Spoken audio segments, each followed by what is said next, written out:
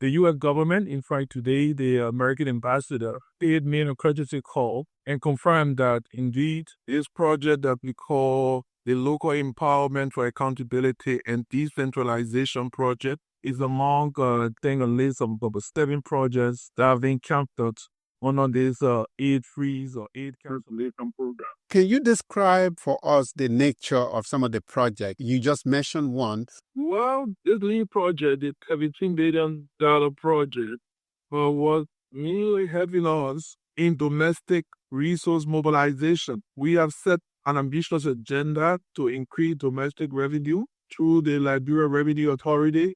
UTAID was the main partner assisting us to roll out a new tax system from what he called the goods and service tax to a value-added tax by 2026. It comes with training. It comes with investment in systems. USAID are also been giving us support for our tax database called the ETAS. This project was also assisting us in improving our revenue collection in local countries. So, Minister, in addition to this particular project you just described, are there other projects in Liberia that are being affected as a result of the USAID project? Yes, there are projects that have been affected. Projects in education, or projects in health, projects in governance, some support to election commission. You still have been supporting a lot of international and local NGOs in trying to make our election system transparent,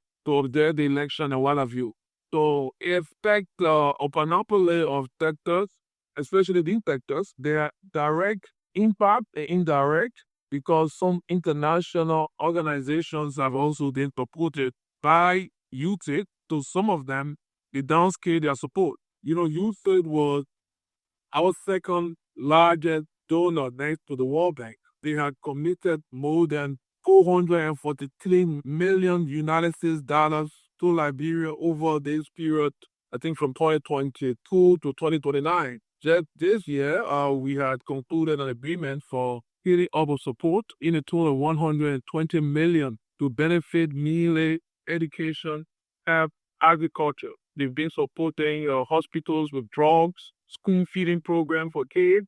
So, Minister, what is Liberia doing right now to mitigate the freeze of U.S. assistance? Firstly, we have decided to assess the full impact.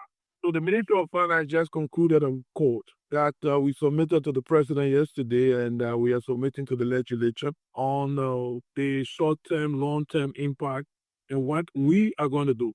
We're going to be engaging in our partners. We are going to up our domestic resource mobilization.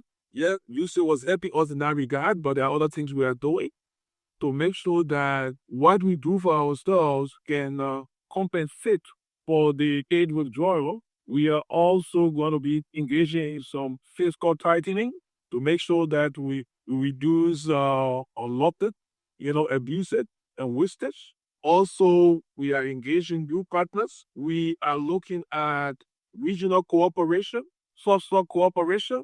In that regard, in our various blocks, whether it's ECOWAS, the AU, and others, there are conversations already ongoing as to what we can do in our collectivity to reduce the impact on our countries on account of what has happened.